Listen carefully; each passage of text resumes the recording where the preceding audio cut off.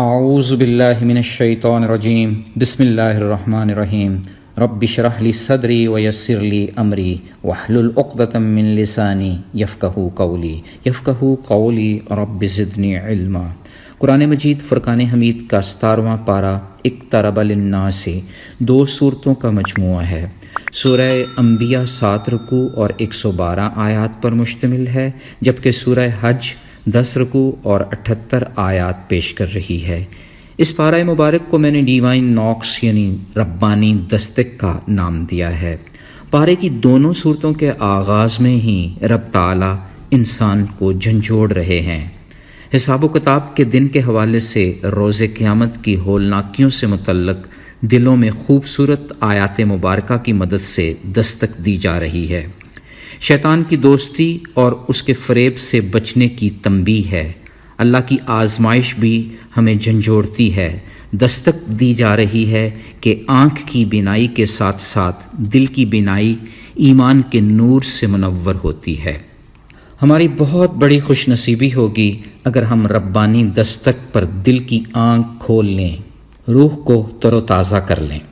پہلے رکوع میں غفلت کے شکار لوگوں کو حساب و کتاب کا وقت قریب آنے کی دستک دی جا رہی ہے، مگر لوگ کھیل کود میں لگے ہوئے ہیں۔ قرآن پر شک کرنے والوں کے لیے یہ ربانی دستک کافی ہے کہ رب تعالیٰ کے وعدے ہمیشہ سچے ہوتے ہیں۔ واضح کیا جا رہا ہے کہ اگر عقل سے کام لوگے تو قرآن کریم باعث نصیحت ہے۔ دوسرے رکوع میں یہ واضح کر دیا کہ زمین و آسمان اور اس کے درمیان چیزوں کو کھیل تماشا کے طور پر پیش نہیں کیا گیا۔ ظالم قوموں کی ہلاکت ہمارے لیے سبق چھوڑ رہی ہے۔ مزید واضح کیا جا رہا ہے کہ رب کی مخلوق فرشتے دن رات رب کی تسبیح بیان کرتے ہیں، ان میں نہ تکبر ہے نہ ہی سستی، اور یہ کہ روز قیامت فرشتے بھی اہل توحید کے سفارشی ہوں گے۔ مزید یہ بھی واضح ہو گیا کہ اللہ عز و جل کے حکم کو کوئی ٹال نہیں سکتا۔ پارے کا تیسرا رکوع اللہ رب العزت کی وحدانیت پر مختلف دلائل پیش کر رہا ہے۔ پہاڑ، آسمان اور دن رات پیدا کیے، کسی بھی انسان نے ہمیشہ زندہ نہیں رہنا، ہر ایک نے موت کا مزہ چکھنا ہے۔ چوتھے رکوع میں یہ واضح ہو گیا کہ رسولوں کا مذاق اڑانے والوں کو اللہ کے عذاب سے کوئی نہیں بچا سکے گا، کسی پر کوئی ظلم نہیں ہوگا، بلکہ رائی کے دانہ کے برابر عمل کا اجر ملے گا۔ آسمانی کتاب تورات روشنی اور نصیحت کا ذریعہ تھی، قرآن پاک برکت سے لبریز ہے، اس کا انکار بہت بڑی بد نصیبی ہے۔ 5ویں رکوع میں حضرت ابراہیم علیہ السلام کو اپنے باپ اور قوم کو دعوت توحید کا ذکر ہے۔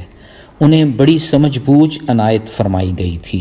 انہوں نے نہایت دانش اور منطق سے کام لیتے ہوئے بڑے بت کو چھوڑ کر چھوٹے بتوں کو توڑ ڈالا۔ یہ تاثر پیش کیا کہ بڑے نے چھوٹوں کو مار دیا۔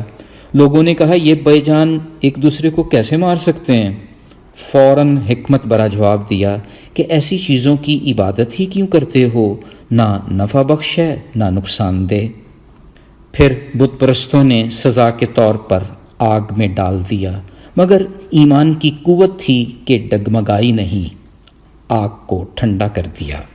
6 رکوع میں حضرت نوح علیہ السلام، حضرت داؤد علیہ السلام، حضرت سلیمان علیہ السلام، حضرت ایوب علیہ السلام، حضرت اسماعیل علیہ السلام، حضرت ادریس علیہ السلام، حضرت یونس علیہ السلام، حضرت زکریہ علیہ السلام اور حضرت یحییٰ علیہ السلام کے تذکرے ہیں، جو ہمیں راہ ہدایت کی ربانی دستک دے رہے ہیں، انبیاء اکرام کی دانائی ظاہر کر رہے ہیں۔ رکوع میں رب کی یہ شان بھی بیان ہو رہی ہے کہ حضرت داؤد علیہ السلام جب اپنی سریلی زبان سے زبور کی تلاوت فرماتے تو پہاڑ بھی تسبیح کرنے لگتے، پرندے فضاؤں میں ٹھہر کر آپ کی آواز سے آواز ملا کر تسبیح پڑھتے۔ سلیمان علیہ السلام کے کنٹرول میں جنات کا ہونا اور 40 روز تک حضرت یونس علیہ السلام کا مچھلی کے پیٹ میں رہنا اسی رکوع کا حصہ ہے۔ آپ نے مچھلی کے پیٹ میں ان الفاظ کے ساتھ دعا مانگی، لا الہ الا انت سبحانک انی کنت من الظالمین۔ اے اللہ، آپ کے سوا کوئی معبود نہیں، آپ ہر عیب سے پاک ہیں، بے شک میں ہی ظلم کرنے والوں میں سے ہوں۔ اللہ تعالیٰ نے آپ آپ کی دعا قبول فرمائی اور مچھلی کو حکم دیا کہ انہیں سمندر کے کنارہ پر اگل دے۔ پھر 7واں رکوع مومن کے ہر عمل کے لکھے جانے کی نشاندہی کر رہا ہے۔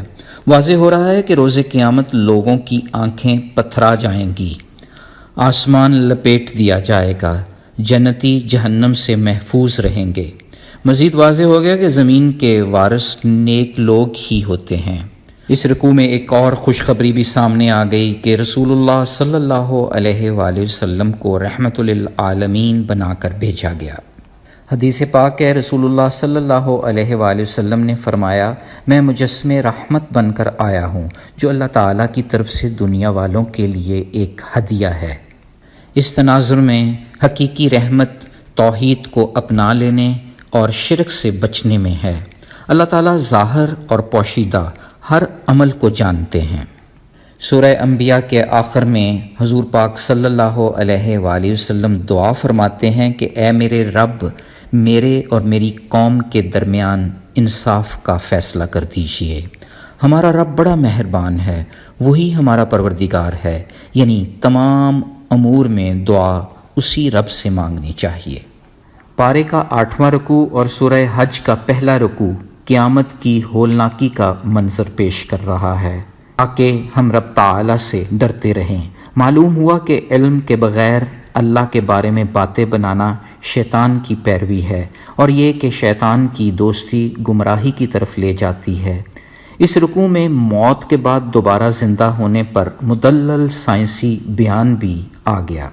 مسند احمد کی حدیث ہے، ایک صحابی نے آپ صلی اللہ علیہ وآلہ وسلم سے پوچھا کہ اللہ تعالیٰ انسانوں کو دوبارہ کس طرح پیدا فرمائیں گے؟ مخلوقات میں سے اس کی کوئی مثال فرمائیے۔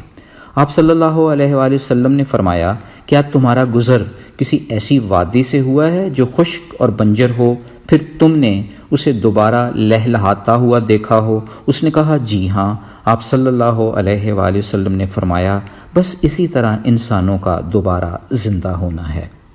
پھر اس رکوع میں ان جاہل لوگوں کا ذکر بھی ہے جو بغیر دلیل کے اپنے سرداروں کی بات مانتے ہیں، اندھی تقلید کے مرتکب ہوتے ہیں۔ 9ویں رکوع میں مومنین کے لیے بہترین بدلہ کی نوید ہے۔ واضح ہو گیا کہ سورج، چاند، ستارے، پہاڑ، درخت، جانور اور بہت سے انسان اللہ کے حضور سجدہ ریز ہوتے ہیں۔ 10ویں رکوع میں واضح کر دیا گیا کہ نیک اعمال کرنے والوں کو جنت میں ریشم کے لباس، سونے کے کنگن اور موتیوں کے زیور پہنائے جائیں گے۔ 11ویں رکوع میں حج کا حکم ہے، جس میں دینی اور دنیاوی دونوں فوائد ہیں۔ اس موقع پر کی گئی قربانی اور اس کی فقیروں، مسکینوں اور بھوکھوں میں تقسیم گناہ جھاڑنے کے ساتھ ساتھ رزق میں برکت کا باعث بنتی ہے۔ 12ویں رکوع میں واضح ہو گیا کہ اونٹ اللہ تعالیٰ کی نشانیوں میں سے ایک اہم نشانی ہے، اس میں ہمارے لیے بھلائی ہے۔ یہ بھی واضح ہو گیا کہ اللہ تعالیٰ کو ہماری قربانی کا گوشت پہنچتا ہے نہ خون، بلکہ ہمارے دل کی پرہیزگاری پہنچتی ہے۔ اہل ایمان کا دفاع اللہ تعالیٰ خود فرماتے ہیں۔ 13ویں رکوع میں مسلمان حکمرانوں کی ذمہ داری گنوائی جا رہی ہے۔ نماز پڑھنا، زکوٰۃ دینا، نیک کاموں کا حکم اور برے کاموں سے روکنا شامل ہے۔ ایک نہایت اہم نقطہ بھی اس رکوع میں سامنے آ گیا کہ آنکھیں ہی اندھی نہیں ہوتیں، بلکہ سینوں میں موجود دل بھی اندھے ہو جاتے ہیں۔ 14واں رکوع ہمیں یہ ربانی دستک دے رہا ہے کہ شیطان ہمیں حق سے روکنے کی کوشش کرتا ہے، لیکن شیطان کی رکاوٹیں اللہ ہی دور فرماتا ہے۔ یہ بھی علم میں آ گیا کہ حق کا علم رب کی طرف سے ہی ہے، تاکہ لوگوں کے دل قرآن کی طرف جھک جائیں۔ اللہ یقیناً ایمان والوں کی سیدھی راہ کی طرف رہنمائی فرماتا ہے۔ 15واں رکوع ہجرت کی فضیلت پر ہے، جس کی وجہ سے بہترین رزق فراہم کیا جاتا ہے۔ یہ بھی واضح کیا جا رہا ہے کہ بدلہ لینے میں زیادتی کرنا جائز نہیں۔ 16ویں رکوع میں لوگوں کو اللہ کی قدرت کی جانب دستک دی جا رہی ہے۔ زمین کی ہر چیز ہمارے لیے مسخر کر دی، آسمان کو ایسے تھام لیا کہ وہ زمین پر نہ گرے، زندگی اور موت دی، مگر ہم پھر بھی ناشکرے ہیں۔ رکوع مزید واضح کر رہا ہے کہ ہر زمانہ کے لوگوں کے لیے ایک شریعت تھی۔ زمین و آسمان کی ہر چیز اللہ کے علم میں ہے، یہ سب لوح محفوظ میں لکھی پڑی ہے۔ اس پارے کے آخری رکوع اور سورہ حج کے بھی آخری رکوع میں خود ساختہ معبودوں کی بے بسی کا نقشہ کھینچا گیا ہے۔ اللہ کے سوا جن کو پکارتے ہیں وہ تو ایک مکھی بھی پیدا نہیں کر سکتے۔ مکھی اگر کوئی چیز لے جائے تو سارے جمع ہو کر بھی اس سے چھین نہیں سکتے۔ یوں مدد طلب کرنے والا اور جس سے مدد مانگی جا رہی ہے دونوں ہی کمزور ہیں۔ مزید خوبصورت ربانی دستک دے کر یہ کہا جا رہا ہے، ایمان والو رکوع اور سجدے کرتے رہو، عبادت میں لگے رہو، اللہ کی راہ میں کوشش جاری رکھو، اللہ سے اپنا تعلق مضبوط رکھو۔ اس پارہ مبارک کا لب لباب یہ ہے کہ دستک ربانی پر گہری نگاہ رکھتے ہوئے عقل و دانش سے کام لیا جائے، زندگی کو کھیل تماشا ہرگز نہ سمجھا جائے۔ اللہ رب العزت انسان کو مختلف قسم کے اچھے برے حالات میں آزماتے ہیں، کبھی دے کر آزمائش ہو رہی ہوتی ہے، کبھی نہ دے کر۔ ہر صورت الحمدللہ کہنا ہی ایمان ہے۔ قوت ایمانی کسی بھی قسم کے کھٹن امتحان میں انسان کو ناکام نہیں کرتی۔ دستک خداوندی سے یہ نصیحت بھی مل گئی کہ شیطان کی دوستی گمراہی کی طرف لے جاتی ہے، لیکن اللہ ہی ہے جو شیطان کی رکاوٹیں دور کرتا ہے۔ تو پھر اللہ سے تعلق مضبوط رکھنا زندگی کا اولین مشن ہونا چاہیے۔ اللہ رب العزت کے حضور دعا ہے کہ وہ ہمیں راہ ہدایت میں دل کی بینائی نصیب فرمائے، زندگی کے ہر موڑ پر ہمارے لیے اچھا فیصلہ فرمائے، ہمارا ہمیشہ مددگار رہے۔ یا رب ہمیں ناشکری سے بچا کر رکھنا، نیک لوگوں کی فہرست میں شامل کر کے ہمیں علم و حکمت عطا فرمانا۔ یا اللہ ہمارے دل قرآن کی طرف جھک جائیں، ہم اس خشوع و خضوع کے ساتھ رکوع اور سجود کریں جیسے رب ہم سے چاہتا ہے۔ اے اللہ ہمارا ہر عمل تیری رضا کا باعث بن جائے، آمین یا رب العالمین۔ سبحان ربک رب العزت عما یصفون وسلام علی المرسلین والحمد للہ رب العالمین۔ فی امان اللہ، اللہ حافظ۔